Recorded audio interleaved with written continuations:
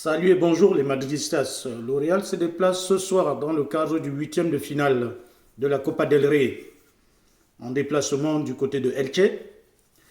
La bande à Carlo Ancelotti, auréolée par sa victoire dimanche dernier dans le cadre de la finale de la Supercoupe, espère continuer dans cette lancée parce que nous, en tant que Madridistas, on aimerait voir effectivement l'équipe enchaîner plusieurs succès de rang.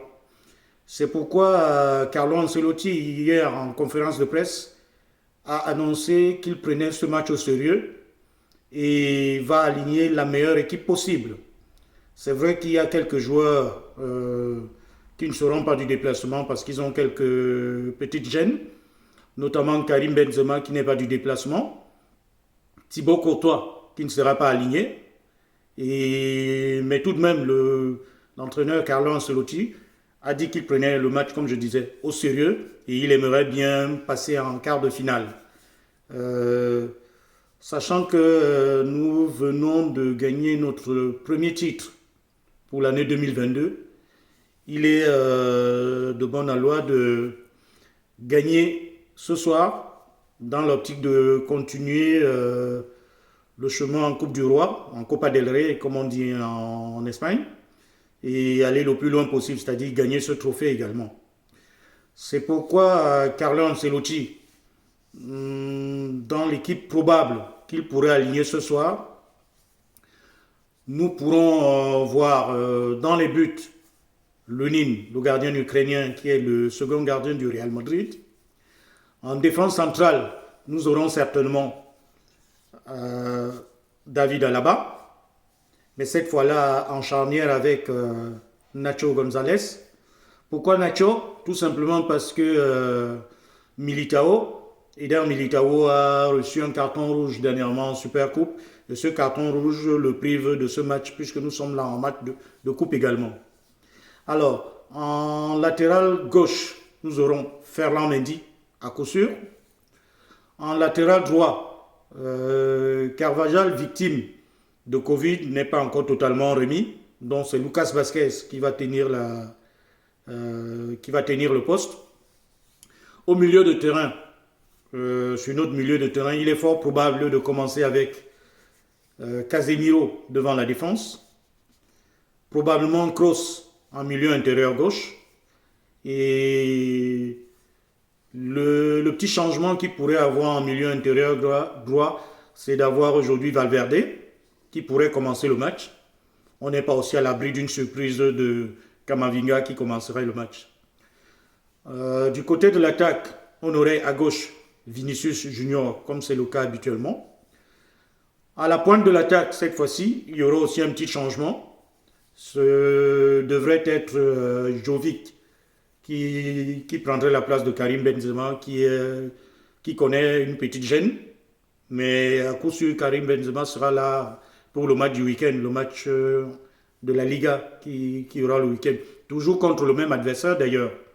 Et du côté droit de notre attaque, logiquement, Rodrigo devrait tenir la place. Et vous voyez que je ne cite pas Eden Hazard, mais il est fort probable qu'en cours de match, des joueurs comme Eden Hazard, Gareth Bale, puissent faire leur entrée en seconde mi-temps dans ce match. De toute façon, c'est un match, comme je le disais au départ de mon propos, que Carlo Ancelotti prend ce match très au sérieux parce qu'il ne voudrait pas avoir de faux pas. Et je pense que les gars, les garçons, les joueurs sont conscients de la chose, qu'ils vont essayer d'emballer le match dès les débuts afin de pouvoir marquer le plus rapidement possible et se rendre ce match aussi facile que l'on ne pourrait penser. Il faut déjà se dire que généralement les matchs de coupe sont des matchs comme celui de ce soir. C'est un match unique, donc c'est dire que le Real s'attend à avoir en face une adversité qui sera tout aussi forte, bien que techniquement nous serons largement au-dessus de l'adversaire, mais tout ceci doit pouvoir se passer au mieux pour le Real Madrid si jamais il fallait se compliquer la tâche pour ce match.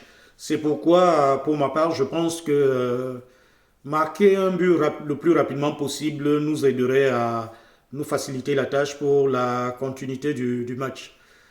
Euh, autre chose que je pourrais peut-être évoquer, c'est de rassurer ici que l'absence de Karim Benzema n'est due au fait que Carlo Ancelotti, certes, voudrait lui donner un tout petit repos, mais Benzema s'est ressenti de la petite chute qu'il a eue lors de la demi-finale contre le FC Barcelone, bien qu'il est forcé pour jouer la finale de la Supercoupe.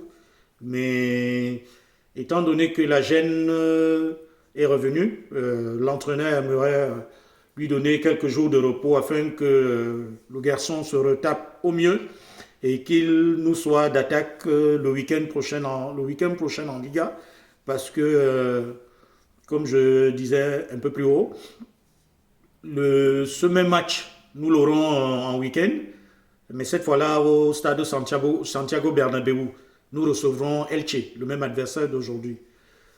Euh, Autre information que je puisse vous donner, mes chers madridistas, c'est parler certainement des dernières rumeurs qui courent ça et là sur le joueur convoité par nous, c'est-à-dire le joueur français Kylian Mbappé.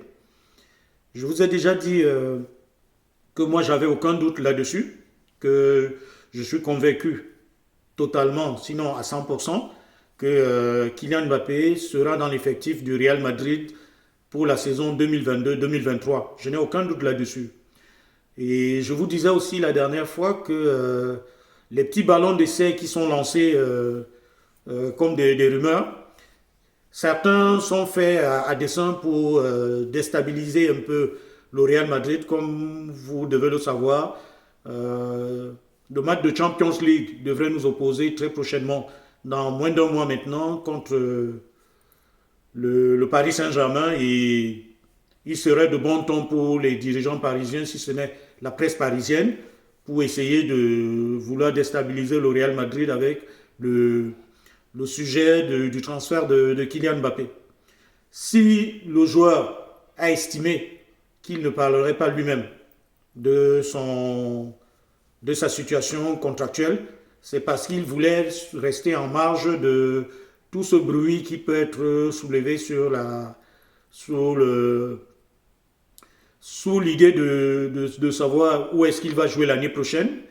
Mais parce que nous respectons, c'est-à-dire nous, quand je dis nous, je veux dire les dirigeants du Real Madrid, respectent la décision du joueur de surseoir toute décision après cette double rencontre. Il est fort probable que, après cette double rencontre justement, que le joueur annonce directement qu'il